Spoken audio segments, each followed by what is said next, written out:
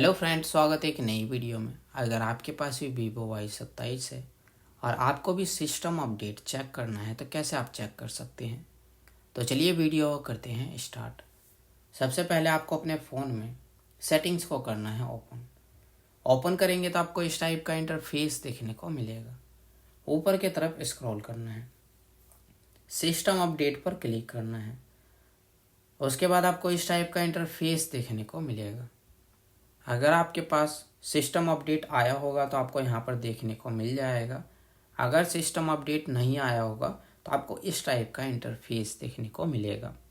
तो आज के वीडियो में बस इतना ही। और आपको फ़ोन से रिलेटेड, ऐप से रिलेटेड, गेम से रिलेटेड कोई भी जानकारी चाहिए तो आप हमें कमेंट्स करके बता सकते हैं। नहीं तो आप वीडियो प्ले लिस्ट में जाकर आप वहाँ से भी प्रॉब्लम को सॉल्व कर सकते हैं। और हमारे वीडियो देखने के लिए share, subscribe, like, bell icon के बटन ज़रूर दबा दें ताकि आने वाले वीडियो का नोटिफिकेशन आपको मिलता रहे। मिलता है नेक्स्ट वीडियो में एक नई टॉपिक के साथ। तब तक के लिए नमस्कार।